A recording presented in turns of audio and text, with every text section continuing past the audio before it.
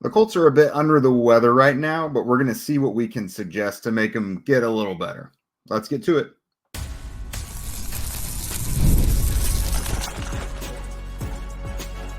You are Locked On Colts, your daily Indianapolis Colts podcast. Part of the Locked On Podcast Network, your team every day. All right. Thanks for tuning in and making us your first listen of the day. This is your daily podcast covering your Indianapolis Colts, part of the Locked On Podcast Network, your team every day. And today's show is brought to you by FanDuel. Now through September 22nd, all FanDuel customers can bet $5 and get a 3-week free trial of NFL Sunday Ticket from YouTube and YouTube TV. Just visit FanDuel.com to get started. What is up, everybody? This is Jake Arthur of HorseshoeHuddle.com, your resident Colts credentialed media member for the site, and we are joined by a very special guest today. We've got PFF data analyst Dalton Wasserman here with us. He's the co-host of the PFF College Football Show, and you, of course, hear him with friend of the show, Trevor Sikkema, on the PFF NFL podcast as well. Dalton, welcome to the show. Great to have you for your first time here.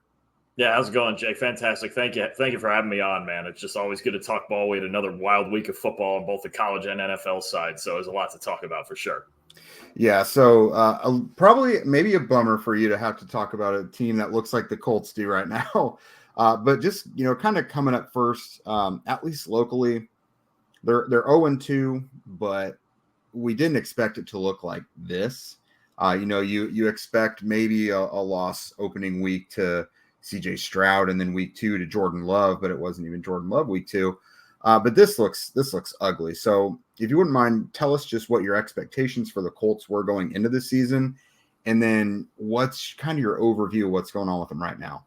Honestly, I think they were one of the hardest teams in the NFL to make a solid prediction on, because you have such a wild card player in Anthony Richardson, also coming off of the injury, and his skill set anyway is very high variance, right, with the deep balls and the running, but then it's just not that consistent. And it's kind of the same way he was at Florida. And then you have a Colts team with a secondary that sometimes it gets away from them, especially outside of cornerback. So I honestly think they were one of the hardest teams to predict. And my prediction was somewhere between 7 and 9. I want to say 7 or 8 wins it was that I had them for, because it's just there's a level of inconsistency. There is a high ceiling if Richardson plays well, but if he doesn't, and we haven't seen him play very consistently through the first 2 games, then this is what it can look like. So that there's some issues that especially the young quarterback is working through so far. They were a hard team to predict in the preseason, but you can see what their difficulties are right now through these first 2 games. Yeah, I think that's maybe the biggest problem is the plan when you started him all along. You knew there was going to be some bumps along the way. There was going to be some games where he looked awful, but there needed to be enough support around there to where it didn't look like this. The run game needed to be clicking. The defense needed to look at least league average, So right now they've kind of got themselves in a rut where they're totally reliant on Anthony to have to be Superman. And we saw it in week 1, but it just didn't necessarily come to fruition in week 2. I mean, is that what it seems like from the outside as well? I honestly think the rest of the offense, other than they haven't gotten the ball to Michael Pittman as much as they did last year so far, but I think the offense has looked pretty good so far. The offensive line has played well. I think Jonathan Taylor's looked good. Even against Green Bay, they ran the ball well. I think their problem is they're a team that can't afford to fall behind early, and that's what you're seeing in these games. And it's just the combination of falling behind early and then Richardson. There seems to be a disconnect right now between Richardson and Shane Steichen's offense and the way it works. And I didn't think this would be the case. I really thought Steichen would be able to help Richardson with this, but it actually is a very ball control offense, even though it's a heavy RPO, but there's a lot of short passes. There's a lot of times where when he was with Philadelphia or even last year with Gardner Minshew, the most frustrating part about playing this offense is it feels like when it's on, they always just find the chains. They find just enough yardage for a first down, right? A couple of years ago when he was in Philly, it just always felt like the Eagles were either right at the chains, or they were at that 1 yard mark to run that quarterback sneak, right? And they just move the chains, and you see 6, 7, 8, 10-minute drives, right? And I think the combination of Richardson not quite grasping that yet and being too home run reliant. And then, we saw it in the Packer game where the Packers went out and ran the ball and held time of possession. Those 2 things in tandem are very, very dangerous. If you can't get off the field and then you can't sustain drives, it is their biggest problem. And I think for me, they can't right now. They're not sustaining drives in the passing game. I think their offensive line looks good, and I think Jonathan Taylor looks good, but he has to be more content to move the chains just to sustain drives and help his defense as well. Yeah, that playing from behind really kind of reared its head on Sunday because they got Jonathan Taylor going, and then boom, he's about the only thing that's working against Green Bay. And then here comes the fourth quarter, and they want to just go really pass heavy. And for whatever reason, they decide Trey Sermon is the guy for that. I mean, I know JT kind of has his flaws there, but it totally removed their most effective player out of the offense. So I absolutely see what you're saying there. And then, so it's very big play reliant. Is there anything like there's just not those short completions in there to keep rhythm and things like that? Josh Downs hasn't been in there, of course, yet. It looks like maybe he'll be back next week. But outside of Downs, is Pittman maybe the key to getting those short, quick win completions and just moving the chains? Absolutely. He was one of the best receivers in football with it last year. And I think when they had Gardner Minshew playing, one of the best things Shane Steichen did was just center all of his RPO stuff in the entire short passing game around Pittman. And we're not seeing that as much, both in design and with just Richardson executing it when it is there. That was, I think, the most dangerous part of the Colts offense last year was where is Michael Pittman going to line up? Because he could line up anywhere on the field. And then just how do you defend him when he's just, again, the goal is to just get first downs. And there's not many receivers in football that did it better than Michael Pittman last year. I think he's the guy that they really need to get going. Not necessarily for home run plays, right? We have Alec Pierce for that. We have Richardson's legs for that. We know they can hit home runs, but you can't be solely reliant on that. So Pittman last year was one of the best receivers in football at making plays on throws under 10 yards, right? Those short passes that he turns into first downs. They need to get back to that, and they need Richardson to get to that in the way that Minshew did last year. Because Minshew last year, he didn't make a ton of big throws, but the theme holds. He just got first downs, and very, very often that was Michael Pittman. So they do need to get him going. Absolutely. They got to figure something out pretty quick. So coming up, guys, here in a minute, we're going to talk about, there are problems on both sides of the ball. Some of it can be fixed and some of it cannot. But let's kind of look on the brighter side a little bit and see what maybe can be fixed, hopefully pretty quickly.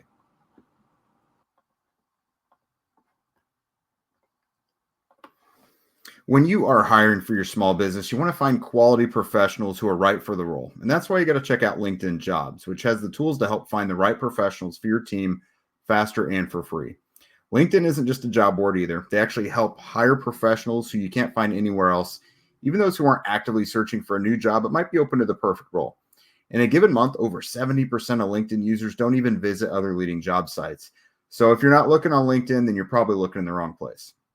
On LinkedIn, 86% of small businesses get a qualified candidate within 24 hours. So hire professionals like a professional on LinkedIn.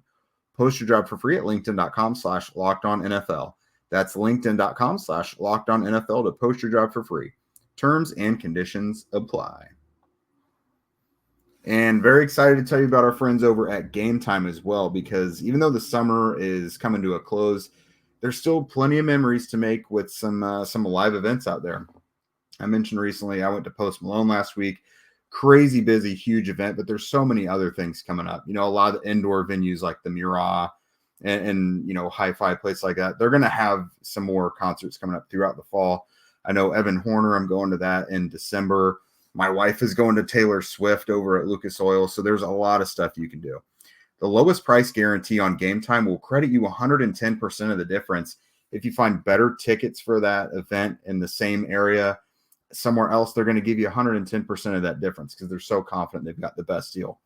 The Game Time ticket coverage means your purchase is covered with the most flexible customer service policy in the ticketing industry. So take the guesswork out of buying tickets with Game Time. Download the Game Time app, create an account, and use code LOCKEDONNFL for $20 off of your first purchase. Terms apply. Again, create an account and redeem code LOCKEDONNFL for $20 off. Game Time. What time is it? It's game time.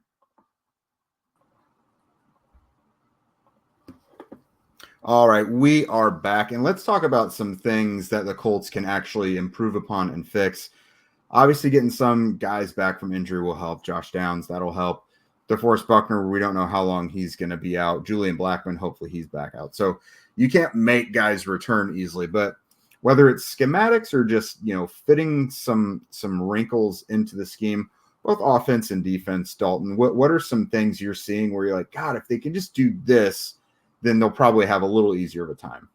I think the simple part with the offense is they just have to reel it in. Look, right now, Anthony Richardson's average depth of target is 14 yards, which is the highest in football. Okay. And last year, I think the highest in football was just under or around 12. Okay. So there's too many home run shots being taken, right? Shane Steichen's offense in the passing game is a lot about RPOs and one read throws and throws that move the chains. And he just has to do that because that average depth of target also makes your accuracy tougher. And right now, the only quarterback with a higher uncatchable pass rate per our quarterback charting is Bryce Young. And Bryce Young just got benched. So now among starting quarterbacks, it's Anthony Richardson.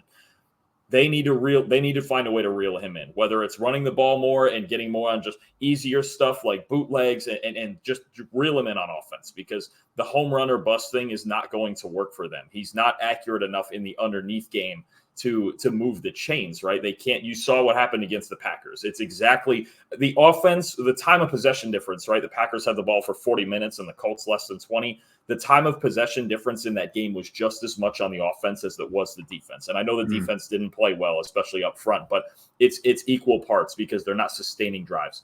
Offensively, reel them in, get Pittman more involved, and move the chains as opposed to swinging for the fences that much.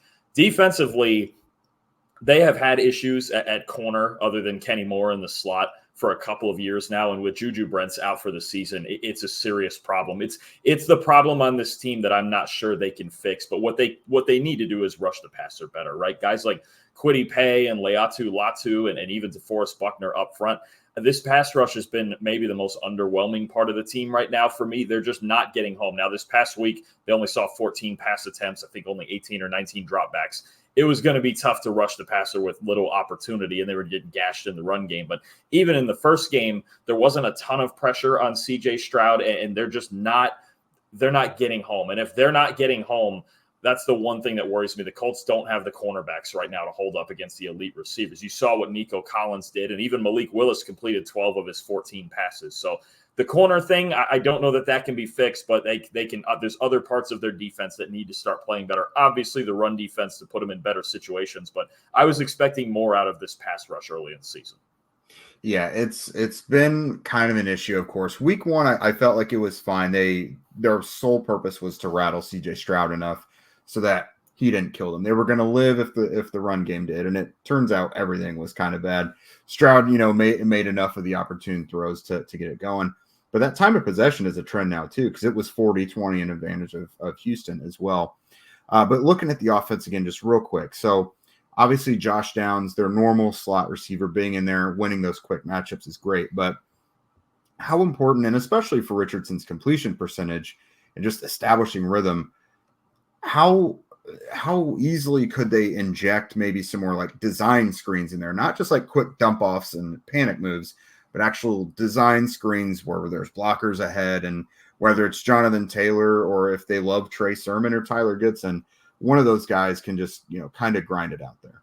Well, it should be incredibly easy, and it's odd to me that through 2 games they've only run 3 screen passes, and I would think those are the type of things in this offense that you want Richardson to just get those easy throws and get in a rhythm and get your weapons the ball, right? I mean, the Colts have a good stable of weapons. When you look at Pittman, Pierce, Downs when he's healthy, Taylor, like there is enough to work with here, especially, and Josh Downs, like you mentioned, he should help them after the catch. He's good after the catch, right? Mm-hmm. So I think it's odd to me that you're right. They're not creating enough easy throws for Richardson. And again, falling behind can take you out of that a little bit, especially when you fall behind by 2 scores, say early in the game, like they did against Green Bay. But they need to create just more plays that move the chains. And I'm very surprised they've only run 3 screens through 2 games, because I would just think that Steichen's offense, that's how it works when it's really rolling, is just enough, and then we'll take shots when the safeties come up and they got to defend everything in the flat and all that stuff. I would do that exact thing. Just create more easy throws,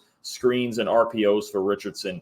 Get him in a rhythm first, and then let him use the big arm when the safeties come up. Yeah, I think that's the move as well, because some of the things they're relying on just aren't working. Like he's targeted A.D. Mitchell quite a bit, and their chemistry just is not there yet. They're not on the same wavelength. And I feel like that's just one example of them not wasting plays, but just ones they're relying on probably a little too heavily. And then defensively, like we mentioned, teams are just kind of chewing up the clock on them. They're able to run at will. And to a certain point, like schematically in coverage, it almost hasn't even been able to rear its ugly head yet because teams are running so much. So a couple things here, like schematically, is there anything you think they could do to combat the run a little better? Because right now it seems like guys are just losing their matchups. And then in coverage, I mean, obviously Gus Bradley is known for being a little set in his ways and really sticking to his guns.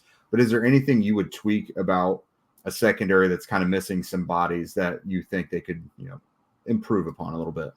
I think first up front, they just have to be better. And the Packers threw a whole different game plan at them in the run game than they thought they were getting, because LaFleur is known as that Shanahan zone run kind of guy, and he came out completely away from that and ran a lot of power and counter and different things. So I think there is an element to this Packer game where LaFleur just came up with an excellent game plan. Yeah. Up front, I'll tell you, I think they just have to be better. They're better players than this. DeForest Buckner's better than this. Leatu Latu, even as a rookie, is better than this. Kwity Paye, we thought maybe a breakout was coming this year. They just need to be better up front. The one thing I would do in the secondary, and it, it's kind of weird to tweak this because sometimes it's based on formation, but what you saw a lot in that Texans game was Nico Collins getting isolated against a really good matchup. And there's going to be a lot of receivers that feel like they have a really good matchup one-on-one when they face the Colts, right? They need to make sure that they're not leaving guys on an island. And even in zone coverage, it can happen, and the Colts are a heavy zone coverage team, but through formations and through just different motions and things like that, and just teams isolating matchups, right? It's why Nico Collins had such a big week. And he had a big week against the Bears, too, for the same reason. You get guys like that on that level, one-on-one matchups against this secondary, it's going to be a problem. So I think there just needs to be a better mentality of, like, they don't have to blitz more. I wouldn't do that. They need their D-line to play better. They just need to gut up and play better. Honestly, they need to rush the passer better, but they need to make sure that they're not leaving these guys on the outside in one-on-one situations, right? And especially when you have Kenny Moore in the slot as really your best player. That's a guy who maybe in the slot can handle a one-on-one, but on the outside, they need to make sure there's help at all times, because especially in that first game, too many times where Nico Collins was isolated on somebody, even though it's zone coverage. When you have zone coverage, it's going to lean towards the side with more receivers, and that backside guy is going to be an issue, right? They can't leave the team's best receiver one-on-one with somebody because they just don't have the cornerbacks. They're not equipped for that. I think there's no better example of that than last week against the Packers. Again, you want to be able to stop a guy like Malik Willis, who doesn't really have any positive track record in the league. He throws up a dime down the right sideline, and the receiver just picks it off of Jalen Jones' head. Like, just it could not have been more easily prevented, and it was just like, wow, so one-on-one situations, it's just it's not where they're going to thrive right now. No, not at all. All right, guys, so coming up here, we're gonna try and look on the bright side of things and some guys who have actually stood out positively.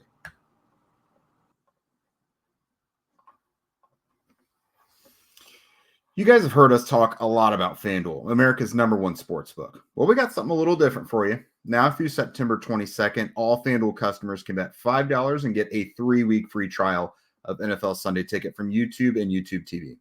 Then with the YouTube TV base plan, you'll be able to watch every regular season Sunday afternoon out-of-market game. All you need is a Google account and a current form of payment. Plus, you can cancel at any time. Just visit FanDuel.com, download America's #1 sportsbook. And we want to thank Dalton once more for joining us. If you guys aren't already on the PFF train, just know that PFF has got you covered all season long with the best data, tools, and analysis in the game.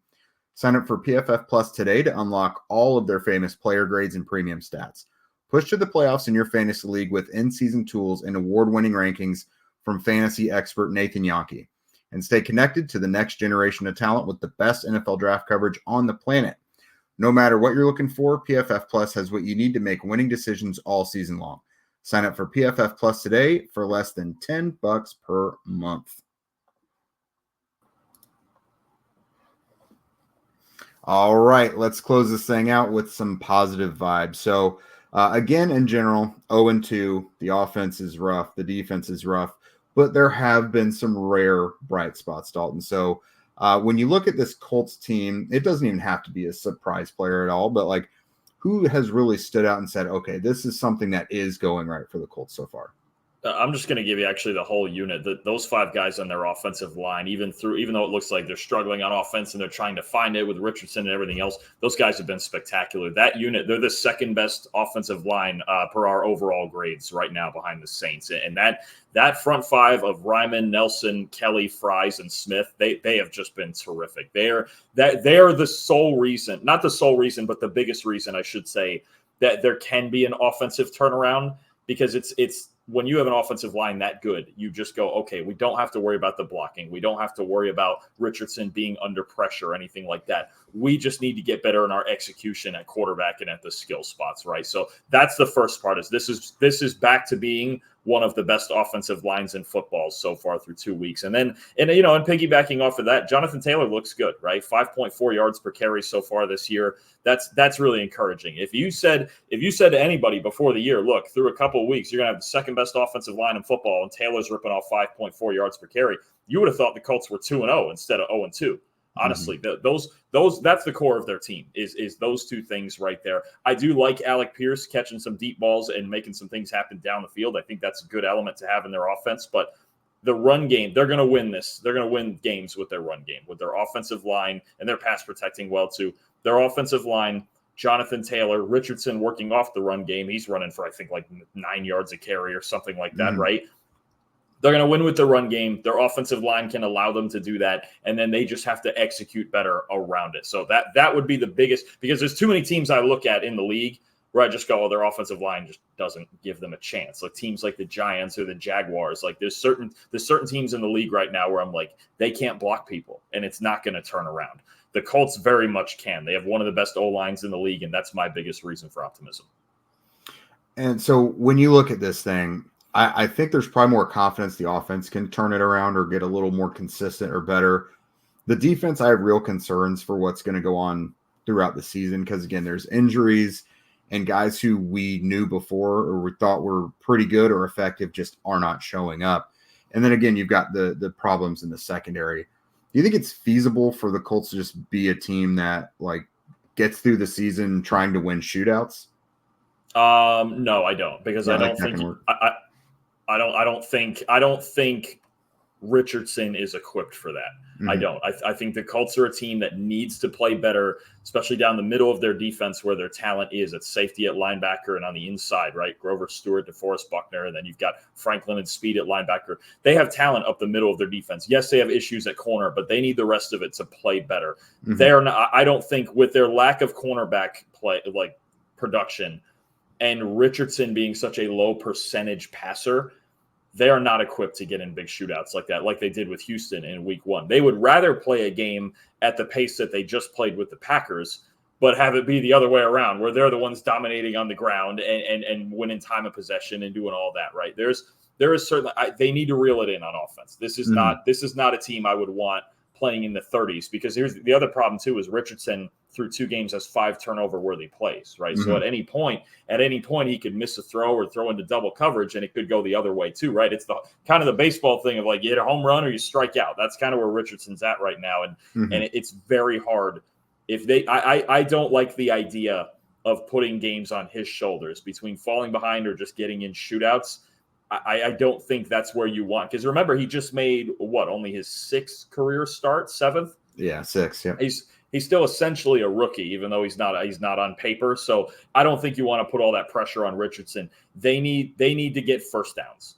That's the first thing they need. They need to play better on defense, obviously, but they need to get first downs on offense instead of trying to hit home runs and not get into those big shootouts. They need to start winning time of possession, winning the rushing battle, using Richardson's legs as well. And he just, look, I think it's an entire mentality. I think Shane Steichen has to look at the mentality of this offense and going, we just need to sustain drives and play our brand of football, because our O-line and Jonathan Taylor are certainly good enough to do that. And we know Richardson's feet are good enough to do that. They just have to, it almost feels mental with the offense. Just reel it in. Maybe he'll be a superstar at some point, but he's not right this minute, and they have to accept that. Yeah, I think the good news is in the very short term, I think the game Sunday with Chicago should at least stay close. it feels very Packers-ish to me. Like the game probably won't get super out of reach, but like they have got to be able to execute on offense. This is the litmus test. I actually think playing the Bears in this game and the way they need to play them is very important. I will tell you right now, the back seven, especially the secondary for the Bears, that's real. The Bears secondary right now is the best part of their team. They are really good. If you think you're just going to go in and take downfield shots against Jalen Johnson and Kevin Byard, Jaquan Brisker, and all these guys, that's not happening. If there is a game where the Colts need to just line up and run the ball 45 times, it is this game because the Bears are more vulnerable on the defensive line against the run. You know, we saw the same thing for them against the Texans where Mixon had some success before he got hurt. Tennessee had success running the ball against them. This is the game they need to line up and run the ball and punch the Bears in the mouth because if you challenge this secondary, it's going to be a problem. And look, this is a game where Caleb Williams is kind of in the same boat. Ball security is an issue right now. This game's going to come down to turnovers and who's taking more chances and maybe more unnecessary chances. If the Colts are going to get back to their style of ball, their identity behind this offensive line in this run game, this is the game to do it because this is a dangerous secondary that can win ball games. I think that is encouraging. It sounds like I don't want to say like a philosophical reset game, but like just take a second and figure out what you can change. This is probably a good opportunity for it. And that run game, they're just going to have to lean on that so heavily until Anthony can work in some of those intricacies that don't have to be so peak and valley, you know? Absolutely. Yeah. And this is a game. This is the perfect game for it. If they don't do it in this game, it could be a long year because, again, I think it's a mentality thing. I think Shane Steichen has to look at this Bears defense and go, we have to out-physical them. We have to play the long game with them. We can't throw into the teeth of the secondary. And this is such a big game for Richardson. You want to see him not force it because you can't force it against this Bears team. Even the other night, their defense was really good. Their secondary was really good against C.J. Stroud. It was really good. It won them the game against Tennessee. It's the reason they have a win. It's the reason they almost won the other night. Their offense is figuring it out. Caleb's trying to figure it out. And it's another game, too. I'll tell you, defensively, we're going to find out if their pass rush can be better in this game because the Bears' pass protection has not been good through 2 weeks either. So it's not just Caleb Williams. The entire offensive unit hasn't been good.